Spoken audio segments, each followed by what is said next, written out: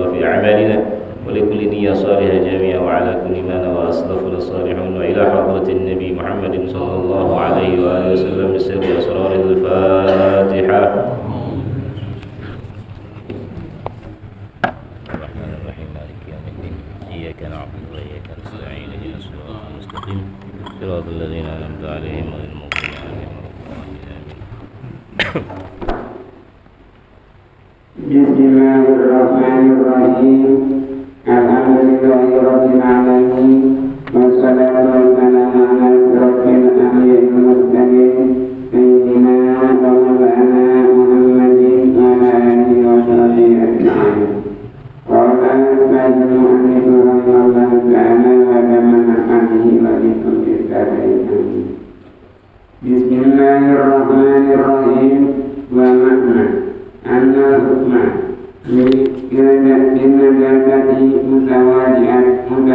jasadi bihtilafi ismiha al-ainati wal hukmiyati kama tanajatu bil ainati la yadkhura ila idza zala muha walawnaha walaw dibuka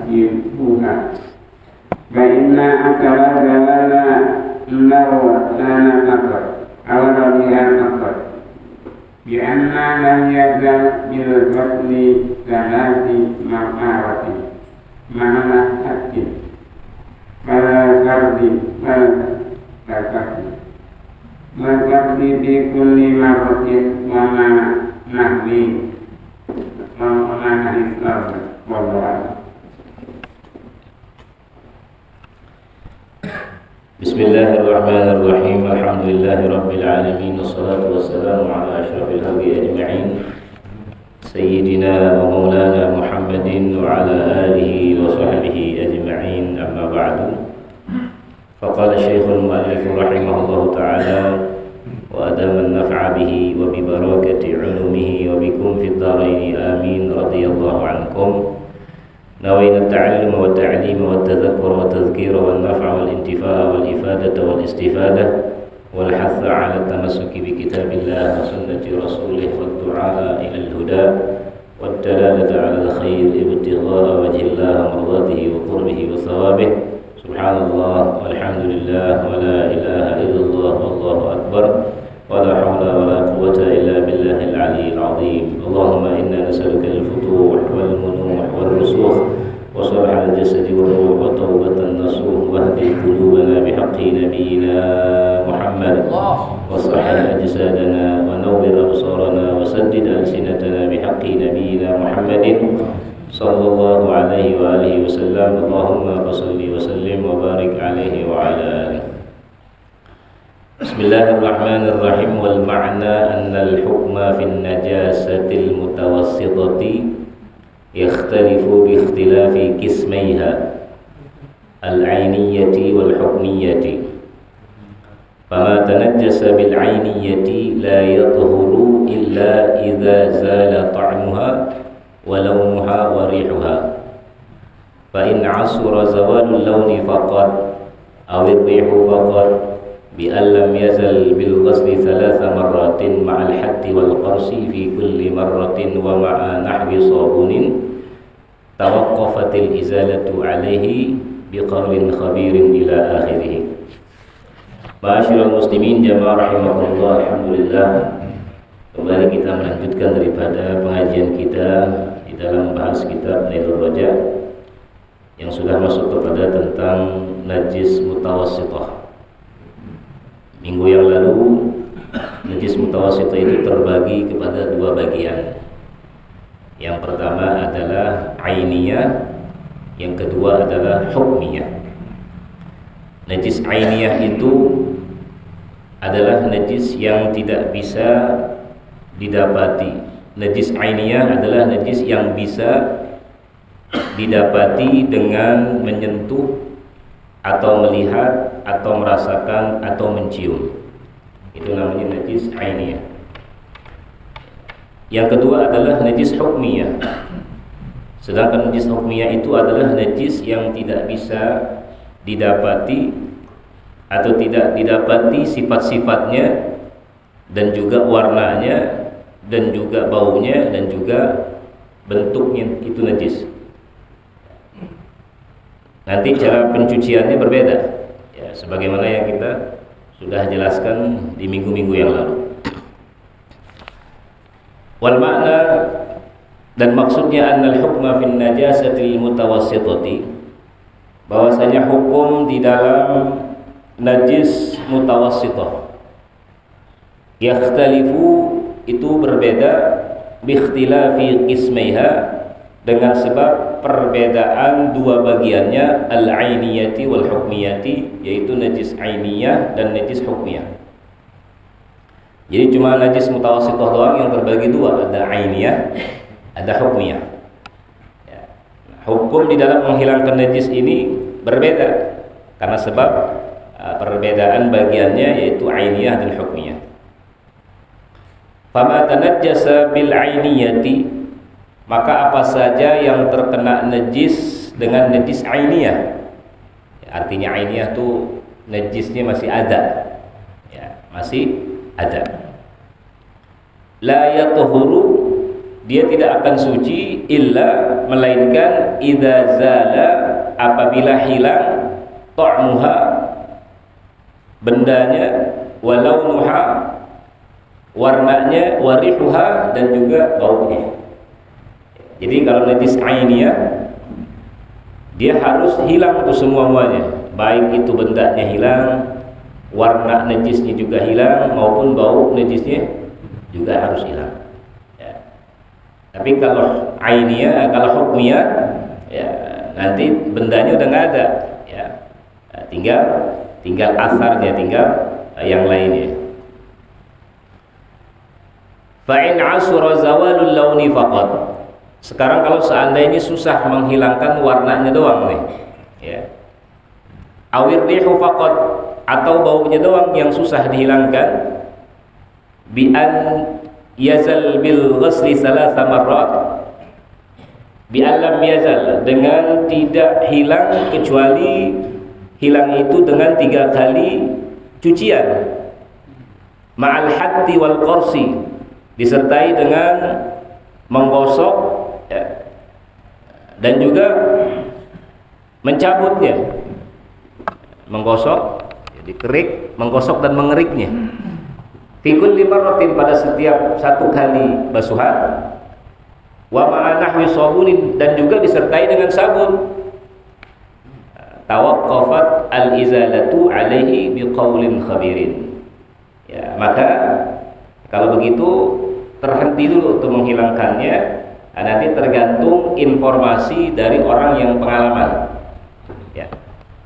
Jadi ada najis itu najis ainiyah, kemudian sulit ngilangin ini, ngilangin warnanya sulit, ngilangin baunya juga sulit.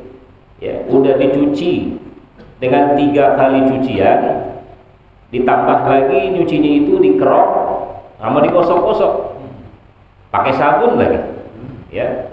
Dan itu dilakukan setiap kali nyuci, tapi nggak hilang juga.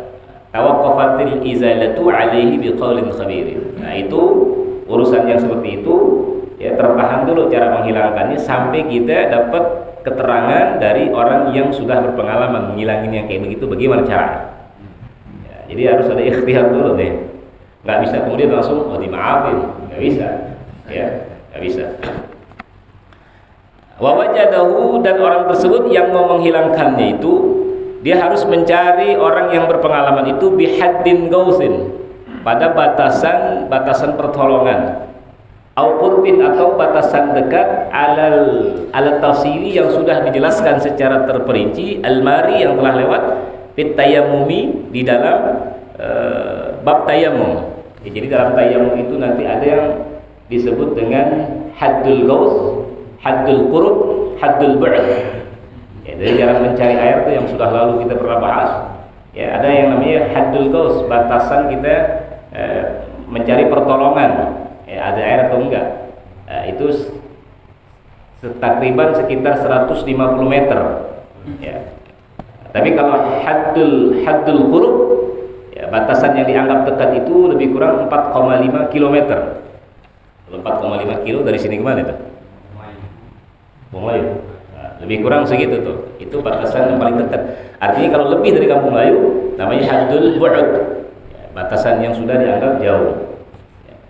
Nah, jadi kalau ada kasus seperti ini dalam menghilangkan najis ainiyah, ya, kita berhenti dulu tuh cara ngilangin sampai kita mencari informasi dari orang yang pengalaman. Ya, sejauh dari sini ke Kampung Melayu deh. Kita cari di Kober, ya, kita cari di Pedati, ya, kita cari di kebun sayur. Nah, kira-kira ada nggak yang pernah pengalaman mendapatkan najis seperti ini yang susah dihilanginnya? Ya. Nah, kalau kemudian kita nggak dapatkan, alam yadhurrah, baru dianggap nggak apa-apa. Ya, artinya walaupun masih ada najis di dalam baju kita atau pakaian kita, maka hal itu dianggap enggak mengapa oleh syariat. Dengan catatan kita suruh cari dulu, ya, bukan kemudian ya udah dimaafkan, nggak bisa begitu, ya. Fa in ta'azzara wujuduhu, ini dia nih. Maka jika sulit adanya itu orang yang berpengalaman, tahurul mahallu 'alal mu'tamad, maka tempat yang kena najis tadi itu dianggap suci menurut qaul yang mu'tamad. Jadi ada ikhtiar dulu. Ya, ada barang atau sesuatu yang terkena najis ainiyah, udah dicuci sebanyak 3 kali. Selain dicuci juga udah dikerok, digosok, ya, setiap kali. Dan ditambah lagi dengan sabun, ya, maka kita mesti tawakuf dulu di situ. Arti tawakuf menunggu, tergantung dari informasi orang yang sudah berpengalaman, dan mencari orang yang sudah berpengalaman itu, ya, sejauh batasan 4,5 km lebih kurang. Ya, nah, kalau sudah kita cari dan nggak ketemu, maka tahurul mahallu 'alal mu'tamad, tempat yang terkena najis tadi dianggap suci menurut qaul yang mu'tamad. Itu ainiyah tuh, ya. Wa yadurru baqa'u taumi wahdah. Tapi nggak boleh, kata pengarang, kalau tersisa bentuknya doang, bendanya doang masih ada gitu, ya. Wa baqa'ul launi war-rihu ma'an, wa baqa'ul launi war-rihi ma'an. Dan juga nggak boleh tersisa warna dan baunya secara bersamaan. Idza kana fi mahallin wahidin min najasatin wahidah. Apabila kedua itu baik warna maupun baunya ada di satu tempat dari najis yang satu, nggak boleh tuh. Jadi mesti dihilangin betul-betul, gitu, ya, mesti dihilangin betul-betul. Nah, kalau susah juga ya tadi cari tuh, ya, orang yang berpengalaman.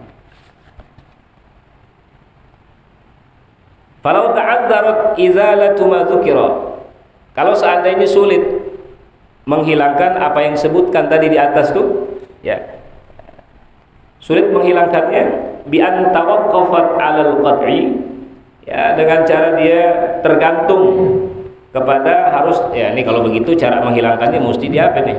Dipotong, ya, ya ufiya baru dimaafkan anin najasati, daripada najis tersebut, madamatil izalatu muta'adziratan, selama menghilangkannya itu susah, ya.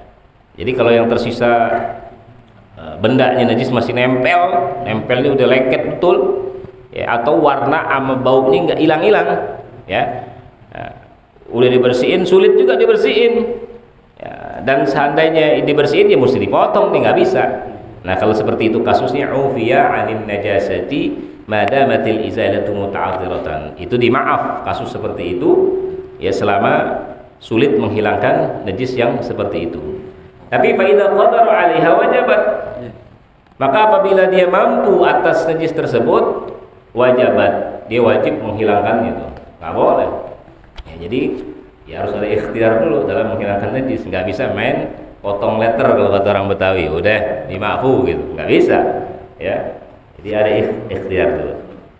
Lakin la tajibu i'adatu ma sallahu biha, akan tetapi nggak wajib mengulang apa-apa yang dia sholat dengan najis tersebut, ya, nggak perlu diulang karena dia sudah susah, ya, menghilangkannya, ya, sulit menghilangkannya, sehingga kalau seandainya dia sholat dengan baju yang masih ada najis seperti tadi, maka sholatnya dianggap sah dan nggak wajib dia mengulang sholat tersebut, nggak perlu diulang lagi, ya, kecuali kalau orang yang faqihut tahurain itu mesti diulang.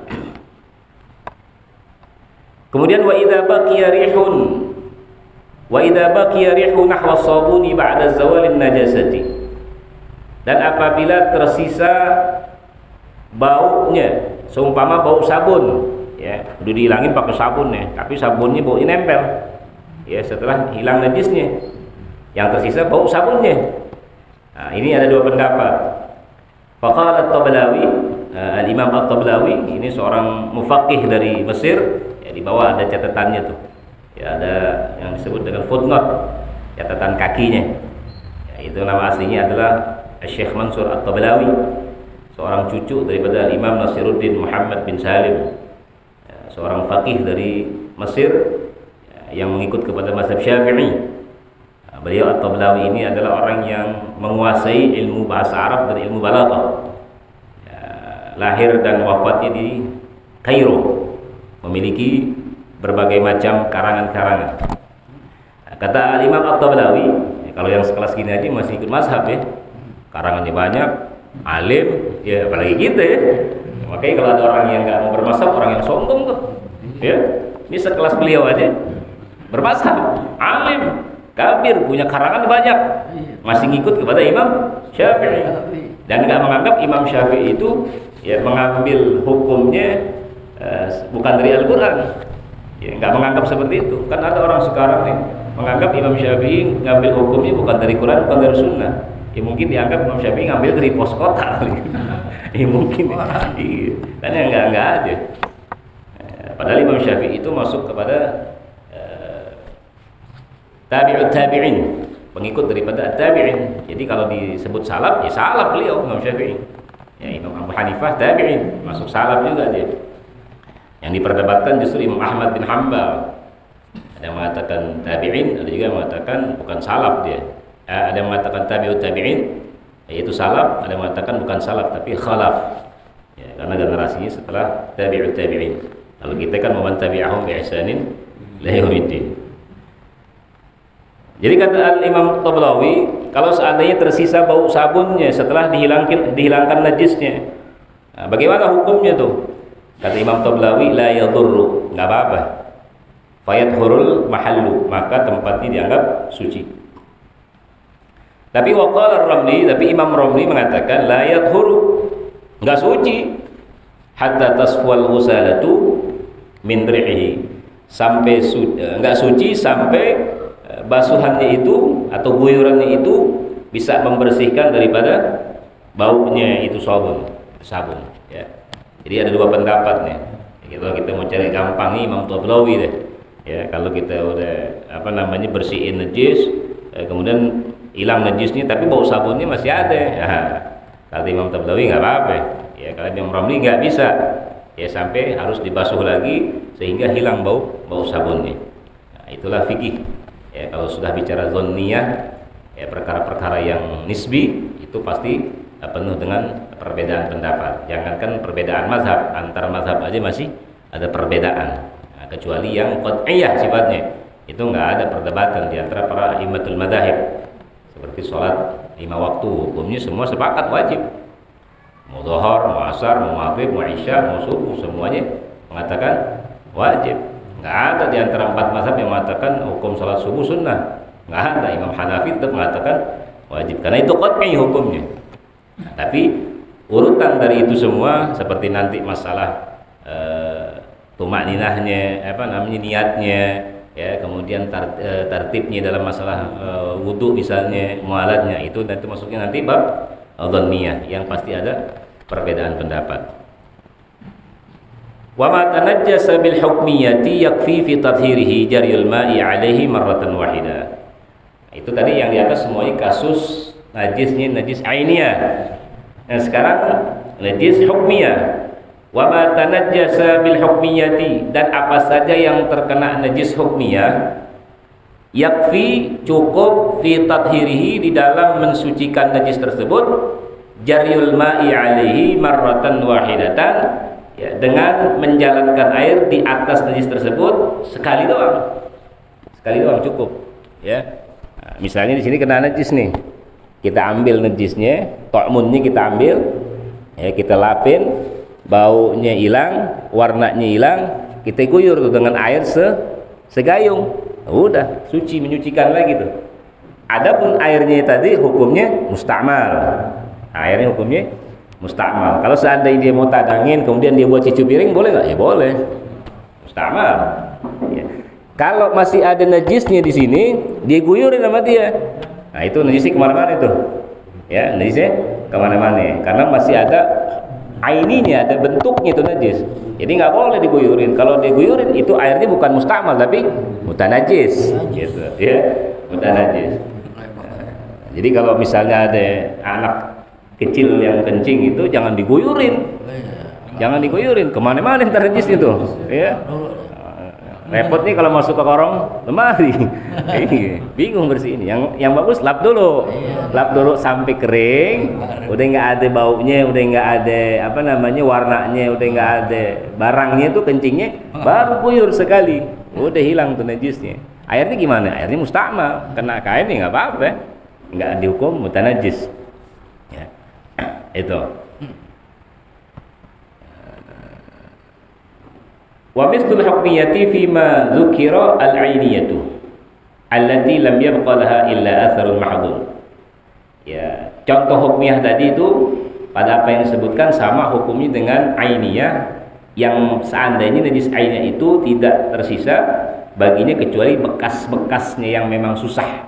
Jadi kalau ainiyah walaupun masih ada barangnya, tapi barang-barang itu memang susah dihilangin, itu dianggap bukan ainiyah namanya, dianggap hukmiyah. Ya, tadi kan penjelasan di atas tuh, ya. Nah, jadi dalam mutawassito itu ada dua hukum dalam najisnya, ada ainiyah, ada hukmiyah. Ya, kalau ainiyah gampangnya barang najisnya masih ada, gitu aja udah, ya. Nah, kalau seandainya udah diangkat tuh najis, barangnya udah diangkat, tapi masih ada sisa-sisanya, ya, nah itu dianggap hukmiyah namanya, ya. Kalau sulit dianggap hukmiyah. Wazala, dan hilanglah itu bijaril ma'i alaihi, dengan sama mengguyurkan air di atasnya. Wa qad taqaddama hukmul ghusalati fi faslil ma', dan telah lewat ya pembahasannya tentang hukum membasuh pada pasal air. Ya, itu selesai berbicara tentang masalah najis yang terbagi tiga, ada yang mughalladhah, ada yang mukhaffafah, ada yang mutawassithah. Kalau mughalladhah ya ihda'unna biturab, ya 7 kali basuhan, salah satu diantaranya dengan debu atau dengan tanah. Itu cara menghilangkan najis mughalladhah yang disebabkan anjing dengan babi. Yang kedua adalah najis mukhaffafah, ya najis yang ringan, yang ringan, yaitu najis yang disebabkan dari Allah